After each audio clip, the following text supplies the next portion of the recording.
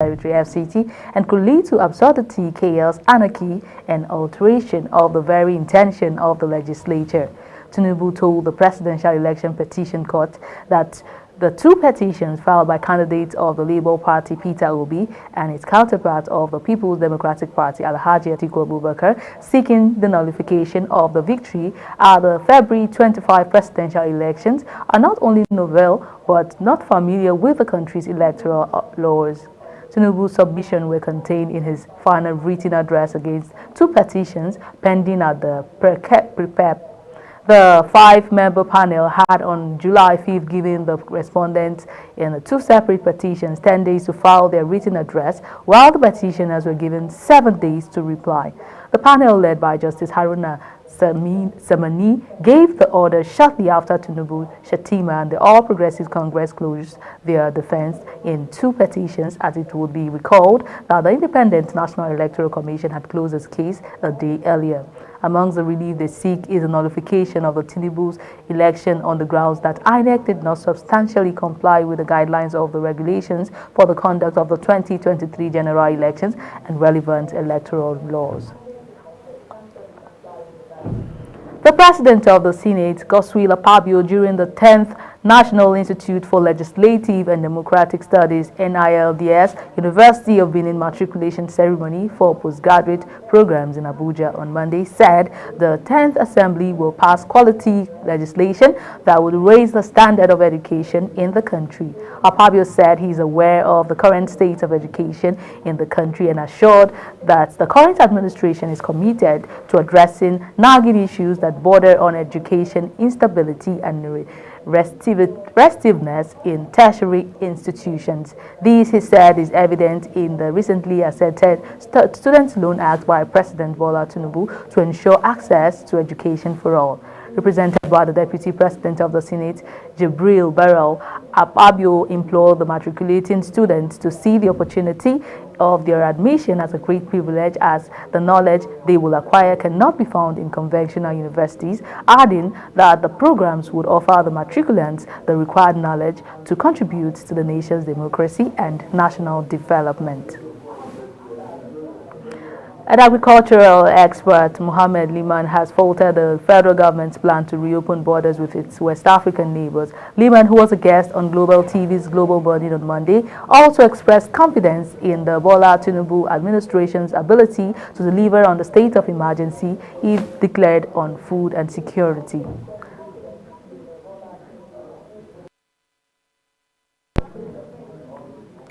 Scores of constitutional and human rights lawyers today stormed the Abuja High Court to commence committal proceedings against the Director General of the State Security Service, Yusuf Bichi, for what they termed violation of multiple judgments and orders of court directing the release of former Central Bank of Nigeria, Godwin Emefiele, from custody of the agency. The consortium of lawyers led by Maxwell Bara and Ahmed Tijani have prayed the court to commit Bichi to prison until he purges himself of the contempt. Kikelomo Okere completes the story.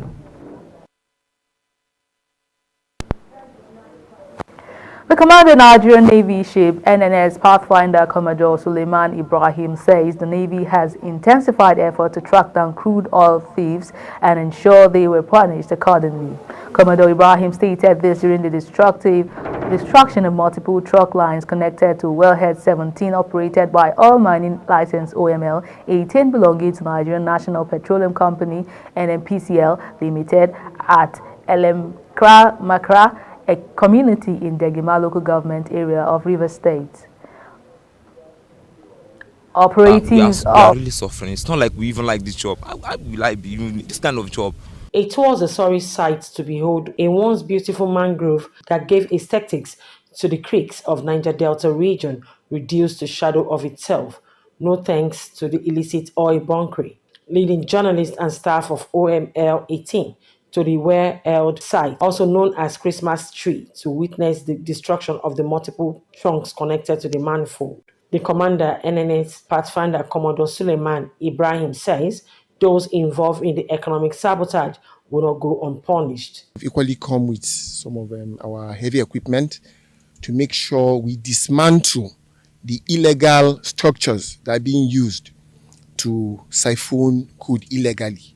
That's what we've been doing since morning. And if you look just around us, you would see a lot of the pipes which have been recovered from the general area where they were illegally deployed. What I have seen here is way beyond what I've seen anywhere. The sophistication is outside this world. The individuals involved, they've taken their time. They've done a lot of measurements. They've done welding on site, and I think we are already doing something. We're tracking the people involved, but I want to assure the general public that all of those involved in this illegal activity would be arrested, and they would definitely have their day in court. Earlier en route to the site of the Christmas tree, 4 men suspected to be oil thieves were intercepted along the creeks with a local boat laden with stolen automated gas oil, also known as diesel. On their confession, the suspect admitted going into the illicit business due to economic hardship. We are just doing it because we don't have anything to do, sir. Please, if there's any way you can help us, I beg. Sir, I beg. Sir, we are begging. Help us. Sir, we have lots of responsibilities. My girlfriend is pregnant. And normal, she's from Delta State. You have to pay money, at least 1 or 2 introduction before she put to bed. But sir, no money from where now? We do come here. Our own is to just get the product, go back to the person that sent us, deliver it. We don't have anything in without pipe or crude. We don't even know anything about crude oil. What we know is the diesel or kerosene. We have produced diesel, we have produced kerosene. Come and buy. The agent will call us. I have something. We are just drivers. We'll come to the place, they load us, we'll go back to Port Harcourt. The oil mining license OML 18, which NNPC Limited recently maintained, has not commenced operation before the criminals took advantage. Kike Lomo Okeri, Global Television News. Report reaching Global TV says the federal government has confirmed the first case of anthrax in Nigeria. The disease is a spore-forming bacteria which mostly affects livestock like cattle, sheep, and goats. Recall that the federal government had issued a warning to Nigerians weeks ago after learning an anthrax outbreak in northern Ghana where all affected animals had died. A statement released by the Federal Ministry of Agriculture and Rural Development Monday, signed by Chief Veterinary Officer of Nigeria, Dr. Kolumba T. Vakuru, revealed that animals showing signs of possible case of anthrax on the farm in Suleja, Niger State, were reported to the office of the Chief Veterinary Officer of Nigeria on July 14, 2023. It appealed to Nigerians to immediately report cases of animals bleeding from body openings to veterinary authorities or agricultural extension workers.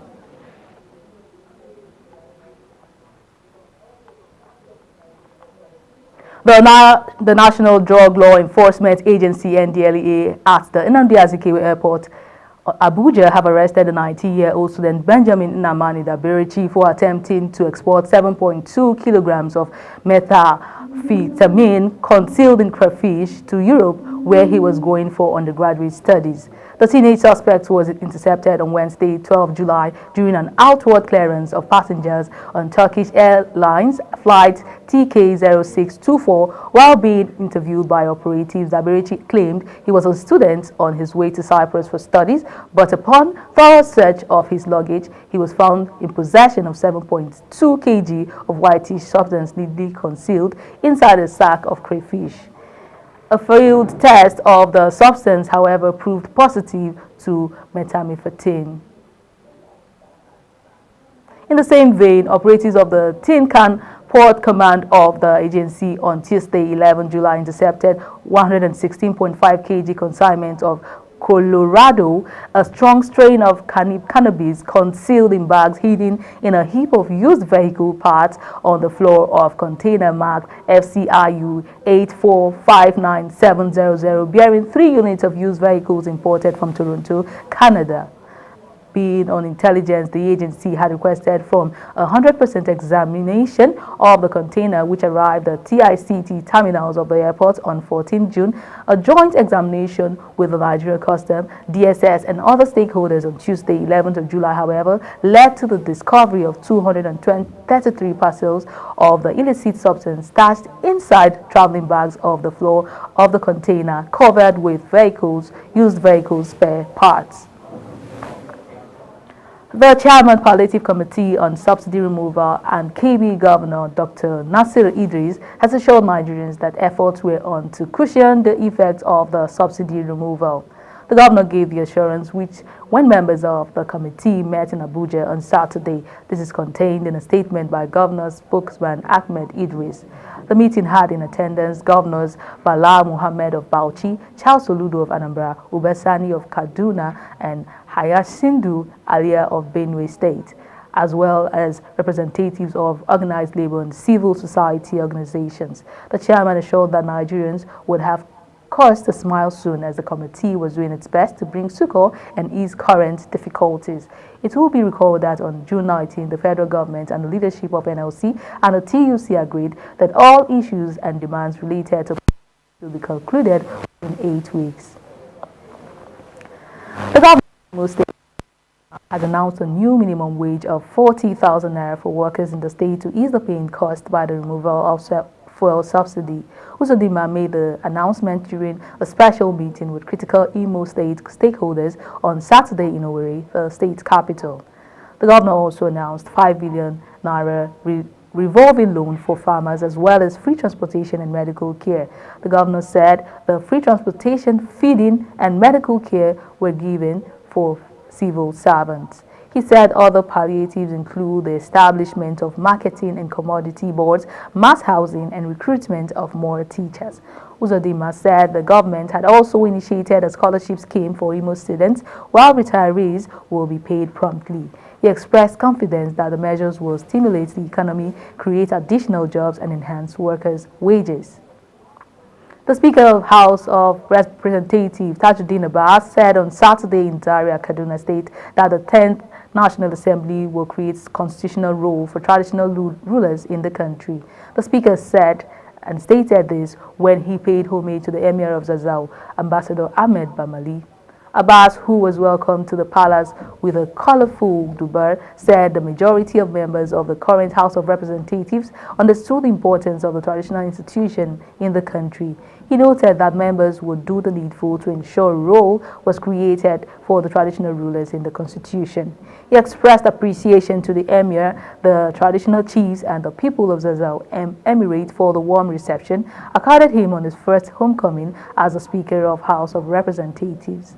In his remarks, the Emir of Zazzau said the request for roles for traditional rulers in the constitution was not an attempt to create another tier of government. Moving on, a former Kaduna lawmaker and socio-political commentator, Shehu Sani, says the declaration of emergency on food security exposed what he called deception of the rice pyramids and the futility of closing the land borders.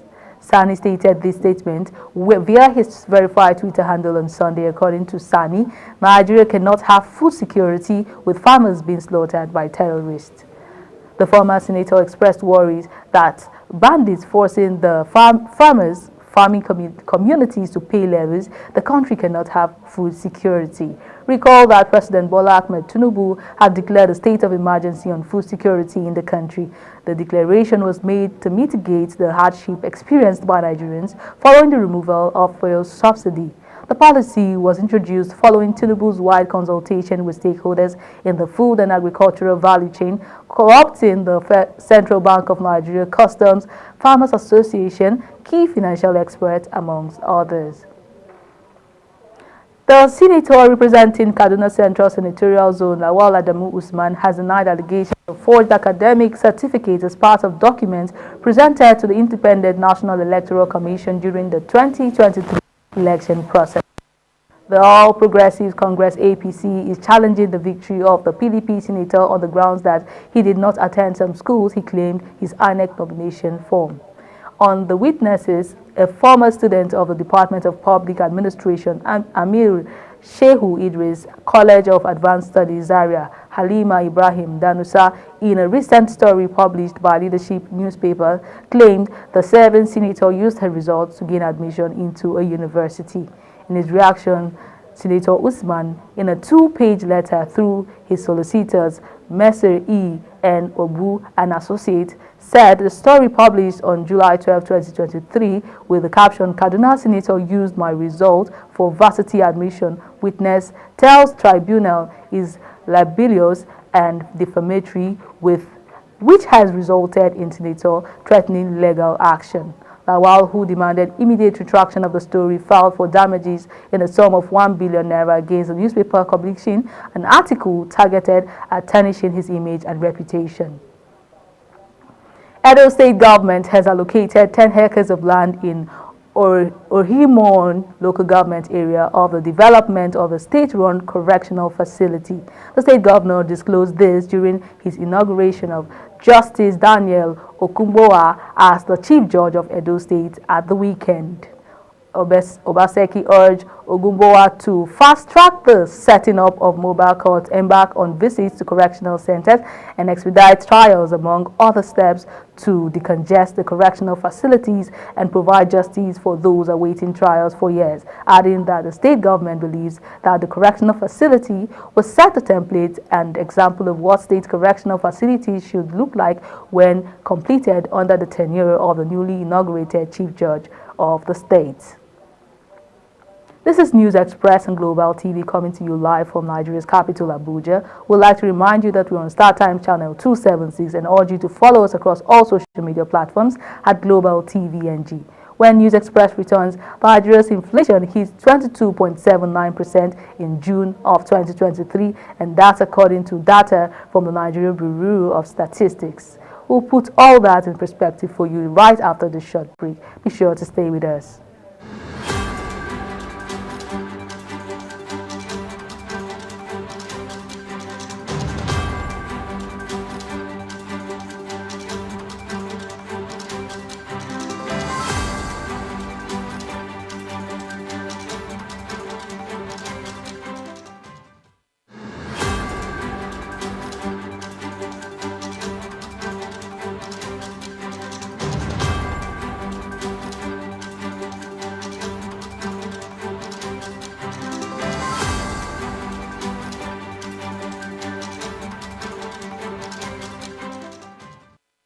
Welcome back. Thank you very much for staying with us. The National Bureau of Statistics on Monday has said Nigeria's headline inflation rate accelerated for the 6th consecutive time to 22.79% in June 2023. The inflation rate in Africa's biggest economy rose to a new 17-year high of 22.79% in June 2023 from 22.41% in the previous month. Food and non-alcoholic beverage at 11.81% led the list of items that contributed to the rising inflation figure. The World Bank has projected that the removal of fuel subsidy would contribute to the economy's increasing inflation. In its June 2023 Nigeria Development Update, the bank said the removal of the petrol subsidy is anticipated to cause a temporary increase in inflation in the upcoming months before contributing to disinflation in the medium term. Governor Ademola Adeleke of Osun State has appealed to administrators of commercial banks to reopen their branches across the state, assuring them of an enabling environment for businesses to thrive. The governor made this plea during the commissioning of the rebuilt Edo branch of First Bank of Nigeria on Friday. Adeleke stressed his administration's commitment to growing the private sector and creating opportunities for businesses to flourish, adding that the state has restructured its security architecture, making major towns and villages safer for business activities. The conditions that led to the closure of bank branches in Ila, Ire, Ikuru, Iwo, and other areas of the state no longer exist. Osun is now secure to banking operations, he said. He urged all bank management to reconsider opening their branches, highlighting that despite the availability of digital applications, physical offices are still essential to many. For updates from the world of sports, Fidelis is standing by. Good start there from Nia Ali. Nia Ali possibly leading a little bit at the moment. Good running from Kendra Harrison. Breasting the tape in the photo finish ahead of United States of America duo Kendra Harrison and Ali Nia. World record holder in women's 100 meters hurdles event, Toby Amuson, has again etched her name in the records book after breaching to a meeting record and season's best of 12.34 seconds to win the women's 100 meters hurdles at the Wanda Diamond League in Poland on Sunday. At the time, don't pressure yourself. We'll come together when it needs to. And I'm thankful that I came out here with a season best. And of course, you're looking at the worlds to be again whichever. Ah, man, one race at a time. You guys don't pressure me. One race at a time. I'm just trusting God. From getting her first Diamond League win of the season in the women's 100 meters hurdles in Stockholm, after running an impressive 12.52 seconds and settling for second and third positions behind Olympic champion Jasmine Camacho Quinn in Ostrava and Lausanne. The world record holder Toby Amuson now boasts of 2 consecutive wins and will be all out to get a third win against competitors like newly crowned United States champion Nia Ali, the 26-year-old Commonwealth Games champion who recently dazzled at the national trials at the Samuel Ogbabuja Stadium in Edo State, will now gear up to defend her title at the World Athletics Championship later this year in Budapest. Fidelix Inyagomena for Global Television News. And that's it on Global TV News Express. Remember, we're on Start Times channel 276. Do well to follow us across all social media platforms at Global TV NG. Thank you very much for watching. I am Priscilla Obasi. Good evening.